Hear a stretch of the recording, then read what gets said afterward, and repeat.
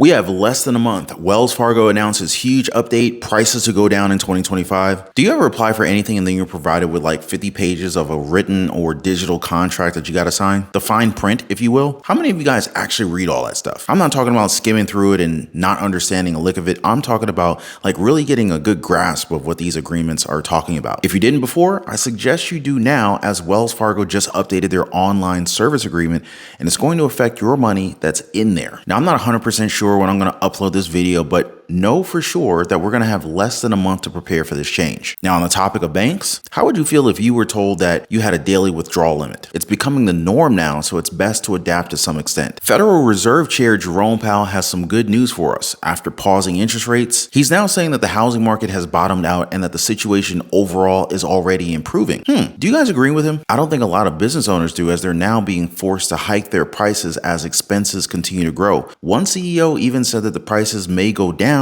but that we shouldn't expect them until at least 2024, maybe even 2025. Can your wallet wait a whole 2 years before the prices of goods start to go down? Let's not waste any more time, guys. Let's get right down to business. Now, with the first order of business talking about how banks are doing these days, like that's an important topic to talk about since they're changing things up on us so quickly that it's been kind of hard to adjust for some of us. Which brings me to Wells Fargo. Anybody here who has money in Wells Fargo? Or better yet, does anyone here have any investments or insurance products with Wells Fargo? Because they just posted and updated about it. Now, you're probably not going to be seeing this on mainstream media, so I suggest you share this video with your friends. Now, it says here that they're going to be updating their online access agreement. And I quote, "When you enrolled in Wells Fargo Online, Wells Fargo Business Online, or created access to the online services through Wells Fargo Mobile or Wells Fargo Advisors, you reviewed and accepted our Online Access Agreement, OAA, which governs your use of our online and mobile products and services. We are revising the OAA with updated terms and conditions effective July 26,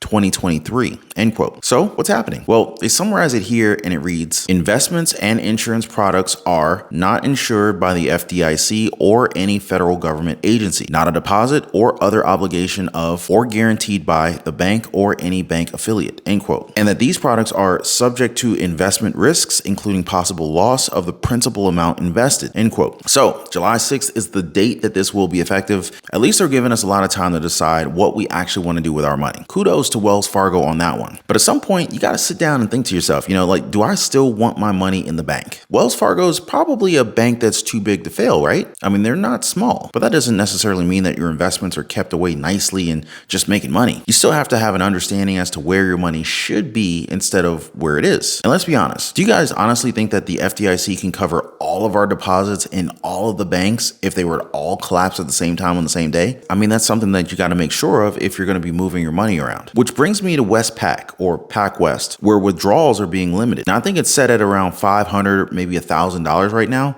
That's Australian dollars, by the way. It's becoming a real challenge to get over this restriction. Although banks are still a great place to have our money, especially if it's insured, it's still difficult for us to take out huge amounts of money at one time due to fears of runs happening. Now, on that note, it's not just our withdrawals that have been restricted. The same has been said for our wallets. Now, right now, as in right now, how much cash do you have? I mean, don't comment it unless you want to, but right off the top of your head, like how much more or less do you have now compared to, say, I don't know, like 3 years ago? You got that number in your head? How would you feel if grocery store prices continue to go up this entire 2023 and did not come down until 2025? Because that's what CEO and president of Stu Leonard's supermarket chain, Stu Leonard Jr., expects for the price of goods. So here's what he said is happening in their stores right now. Quote, "We saw a little easing with the CPI just coming up, but basically you got a lot of costs that have increased right now, like labor, for instance, and we've had to raise our starting rates from paying $17 an hour right now to get great people. So, a lot of those costs you have to pass on a little bit. Right now, demand is up. Obviously, prices will be up a little bit. What we're noticing right now because of prices, we're noticing our customers are putting one less item in their shopping cart," end quote. And also, you've had a lot of weather issues out west. I talked to one of our ranchers yesterday, and he said the drought is really hard. I mean, the cows and the cattle need grass to grow. And what's tough right now is they're not growing the grass, so they've cut down their herd sizes about 10%. They're like decade lows right now. Do you guys see the same thing happening in your household? And should we expect to wait 2 full years for prices to come back down to earth? Not if you ask Federal Reserve Chair Jerome Powell. So this guy believes that the housing market is already bottoming out. Wait, what? Listen to what he said about this recently. So certainly housing, very interest sensitive, and it's the first place really, or one of the first places that's either helped by low rates or that is held back by higher rates. And we certainly saw that over the course of the last year. We now see housing putting in a bottom and maybe even moving up a little bit. We're watching that situation carefully. Do you believe that this will happen? I just want to note that in April of this year, so not too long ago, home foreclosures spiked by 7%, with more than 35,000 Americans unable to make their payments. Home foreclosures in the U.S. are on the rise. New stats for the month of May show a 7% jump in home foreclosures. Many of them are in Palm Bay. West News Bureau Chief Scott Heidler talks to community leaders and looks into the reasons why so many are falling behind. Palm Bay hit hard by foreclosures, one of the worst metro areas in the country. But I'm in the trenches. I'm dealing with the people who are affected most in our city, the city of Palm Bay.